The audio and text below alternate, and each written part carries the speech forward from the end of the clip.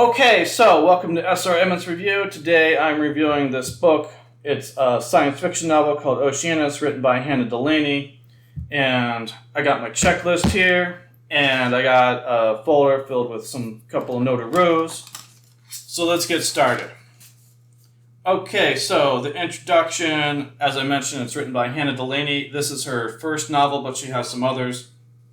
And it's science fiction, and it's highly inspired by The Tempest. Now, Hanna is a UK author, so she does have some of that Britishy spelling on some things. Like, like theater is like, it would end with like RE instead of ER, like that sort of thing. Also, it's 187 pages, but the Amazon listing is a bit longer, and I just want to show you all here real quick. So this is actually, I left this little bookmark thing in here. This is like a coupon I got from HEB or something. But the book actually ends here because there's like a few chapters of another one of her books, which I think is The Spider. She actually has, I think, like the logo on here. So actually the book, the Oceanus, ends right about here where I'm pointing, where the bookmark is. And then after that, the remainder is a few chapters of The Spider, a different book. So you have a sneak peek into another book, but that does mean that the listing on Amazon says it's, I think, like maybe around 200 pages or so. But really, Oceanus, at least the edition I have, is 187 pages. So anyway, there's that. Not that that's necessarily a problem, just wanted to clarify that because it is a short book, and I kind of like that. I'm starting to really appreciate short books. But anyway, I thought I would just say that. So there, that's the end of the introduction. Now, the setting. So let's say. So it's a science fiction thing where there's like a spaceship called the SS Demeter, and it has some sort of a problem, and like they have to like evacuate the ship, and they take the escape pods, and they crash land on a ocean world called Oceanus, which is, again, aptly named because it's mostly a water world, and there's like one island with one lock, which is like that's like the Britishy way, I guess, of saying like a lake or a big pond or something like that. Although there might be some difference, but kind of like the Loch Ness monster. Over in Scotland they say they have like a loch, and I guess that's like a lake. I don't know. Again, I'm not a geologist. Maybe it is actually somehow different in some geographical way, but I don't know. It's been a while since I read the National Geographic, so I don't really know about that sort of thing. But anyway, so the setting is that there is a plot line that takes place on the ship. So it's kind of like, up in space and like a spacecraft. And then there's two other plot lines that are on the island, or rather the planet that's also an island, or rather the island that's on the planet. I can't say that 5 times fast. And the world building itself, like the planet side kind of reminded me a bit of like Lost, like the 2004 show, where there's like a lot of things that are unexplained that defy explanation, that could be hallucinations or illusions or who knows what's going on, because a few characters, they go a little bit bonkers in like the jungle. And the island itself, like parts of it are jungle-like, other parts of it are like lightly wooded, and again there's like a lock in the middle, which is like, I don't know, almost, to me, it reminded me of like the British countryside. Not that I've been to Britain, but what I imagine Britain would look like. But anyway, it also and sometimes kind of reminded me of like BSG, like Battlestar Galactica. Just because there's like a big spacecraft, and I think there's like not to spoil things, but there's like a character who I think is like a hallucination, kind of like in BSG, there's like spoiler alert, the show's like over 20 years old now. But there's like a character in there, excuse me, there's a character in that show who hallucinates another character and sees them, even though they kind of logically know that person isn't there. They still interact with them. So that was an element that I thought that was, it was used pretty well. I did sort of like it. Anyway, I guess that's really all there is for the setting. Let's move into characters. So there's a lot of characters in this book. If you know anything about The Tempest, like the play that's based upon, there's a lot of characters. And I think the first one is, I'm not sure I'm saying this right, Balthazar. I might be just too Texan to say that right. But anyway, he's on the ship, and he's like hallucinates that there's another character there with him. There's also on Oceanus, there's Darian, Thea, and Jet. There's also a character named Shona. And you could say that they're like the characters on the island, like the normal inhabitants. And then there's this crew that sort of crash landed there. And there's Owen, Trin, I think it's Trinity, shortened to Trin.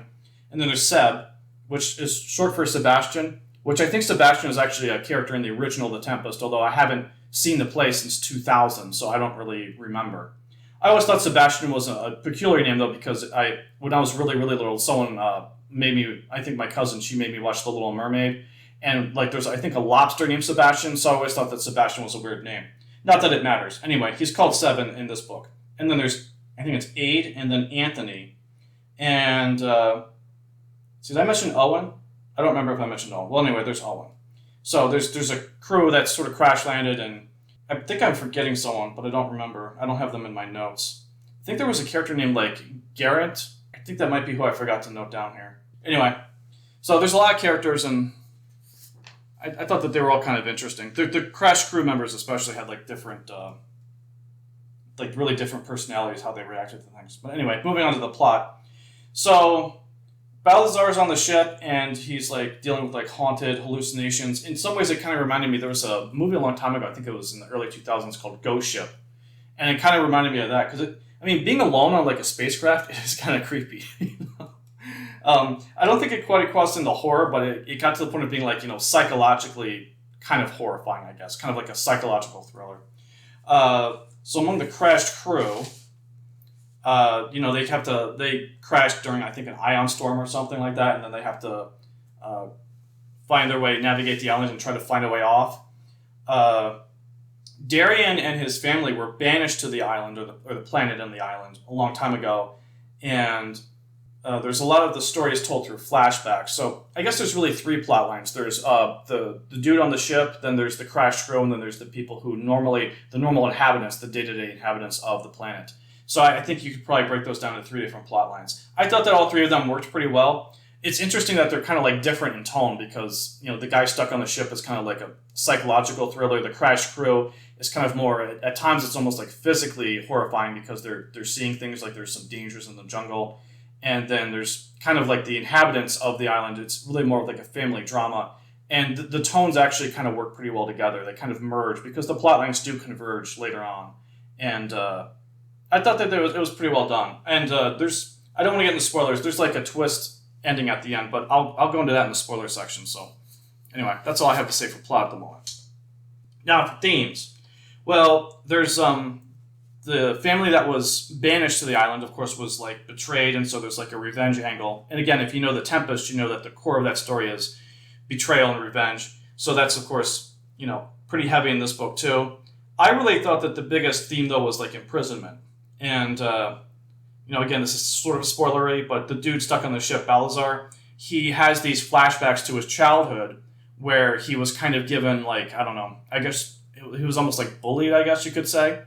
And, in a way, it's kind of affected the way he sees himself and the way he sees his own capabilities. And in a way, that is kind of like a mental prison. And that's the thing I like about the theme, is that imprisonment's not just physical, it's also mental, psychological, emotional, spiritual, however you want to call it.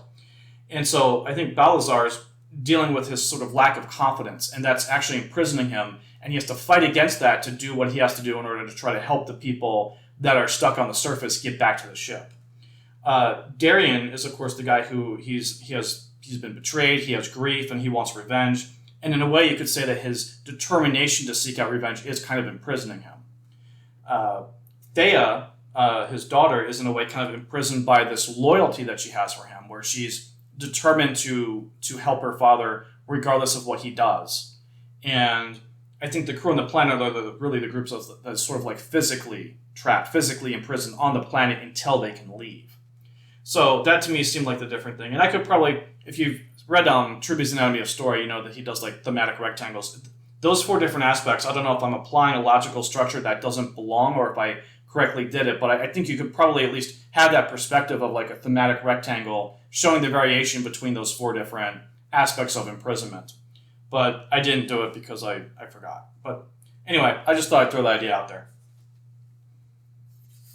Okay, so inside the author studio. So Hanna is a writer from Liverpool in the United Kingdom. She used to be an English teacher. She wrote, of course, Oceanus, but she also wrote the Muldoon series, which starts with a book, or novel rather, called The Spider. So I think she has multiple books. You can see more on her Amazon page. I'll leave a link to where to buy Oceanus and a link to her Amazon bio in the description of this video, so you can check out more of her work if you'd like. And let's see. Okay, critique. So at times I found the prose to be kind of exposition heavy, as you might say. but it was well paced. I mean, again, it's 187 pages, so it does move. It's very interesting the way she paces this book, because it comes across as a slow burn, but it kind of like picks up the pace really, really quickly later on. And I don't think you have the advantage of a book that's less than 200 pages is that you don't really have to wait long for things to really accelerate. So that's the thing I really liked about it the most. And The Tempest is, of course, being a play. It's, very dialogue and character focused. It doesn't have necessarily like action set pieces. Like, this is not like, if this was made into a movie, I don't think you'd put Tom Cruise in it, because there's no motorcycles, there's not a lot of action, there's not a lot of bullets flying everywhere. It just doesn't have that, like, even though I mentioned Battlestar Galactica, it doesn't have super space battles. It's primarily driven by the characters, and there's a lot of plot. It's not quite like, Game of Thrones style intrigue, but there's like a lot of family drama, there's a lot of inter-character drama, there's a lot of backstory that comes out through the flashbacks. But it's just, I think it's highly, I would say, character focused more than anything else. Not that that's right or wrong, that's just, that's the type of story that it is. I did think that the ending was excellent, but I'm not going to say anything just yet because I want to get to the spoiler section, and I mixed my conclusions and critique section into one, so I don't have anything for that section, but the spoilers. Okay, spoilers. So if you haven't read the book, you really shouldn't be listening to the spoilers. So last chance to not get spoiled. Okay, so the ending, Thea self-deletes. And I remember the page where that happened on. When I started reading, I was like, oh, shoot, that's exactly what's going to happen. But until that point, I really didn't know that was what the outcome was going to be. I really thought that was like, it's a really tragic ending. And I really, it did surprise me. Like, right up until that page, I wasn't thinking that that's how it was going to end. But that also, really tied into the theme of, revenge and such. And, at what point is it worth it to continue? Like, how much are you harming yourself and the people you care about? And also, like, probably one of the more thematic things I thought back to was when Darian told, I think it was Owen, that Thea, who is an android, that's why she kills herself, because she's like illegal or something. Like, they're not supposed to have androids in the future. She was the one that convinced Darian not to seek revenge against the others, and yet they know that by law they have to like execute her. She cannot exist because she's artificial life. She's an android, and they're outlawed. So I thought that was like a really interesting and yet tragic dynamic. In that, again, going back to the theme of imprisonment, like the social confines, the laws that they have to follow are in themselves imprisoning them into making a choice that morally is, I would say, wrong. It could be, maybe you have a different interpretation. My interpretation is that, what they did was definitely something that they knew was wrong. And a YouTuber that I know recently did a watch-along thing with, or like a reaction video about The Green Mile. And if you know anything, I mean, spoiler alert, that movie's like almost 30 years old now, but in that movie, they have to execute someone that they know is innocent. And I was thinking about that with the ending here, because Thea was someone who they were going to have to kill. And to spare them from the anguish of having to do that, even though they knew it was wrong, she killed herself, which is actually like it's weird because they executed her because they thought she didn't have any human emotions, and yet she certainly seemed to understand the emotions of other people. And not to get into like a sideshow here, but I have a minor in psychology, and I'm actually like, when I have free time, when is that? I've been reading up on, like, I don't know, personality disorders, and I think there's like some personality disorders such as psychopathy or antisocial personality disorder where people don't actually possess or understand emotions. And it's interesting that, I think that kind of tied into, what is it, that book, Do Androids Dream of Electric Sheep, where androids are recognized because they don't have empathy. And so the ending here kind of did remind me of Blade Runner and the contention thereof. If an android could experience empathy and understand the emotions of other people, it's actually, in that case, probably more human than some people who are born human but have these personality disorders that prevent them from having any kind of mercy or compassion for other people. And, there's a lot of questions in there. Anyway, I guess I don't want to get into that whole mess, but the very, very end, though, the twist is that I'm pretty sure what happened, there was that thing that Jet had. I think Jet has the alien that he took him from the planet. And that's kind of an interesting twist. I wonder if that kind of means that there's maybe, I don't know, the potential for a sequel or something. But in any case, that's like a good way to end the book, with Jet just having like the alien, because there was an alien on the planet the whole time. And anyway, I thought it was interesting. I mean, for a 187-page book, like there's a lot of ground that this covers, and I think if you like science fiction, definitely give it a shot. I liked it a lot. It was quick and enjoyable, and it's also, I mean, science fiction I think should be thought provoking, and this left me with a lot of thoughts. So anyway, I guess that's all I have for it. So anyway, thanks for watching. Please like, share, and subscribe if you like this video, and in any case, I'll see you next time. So have a good one. Video over!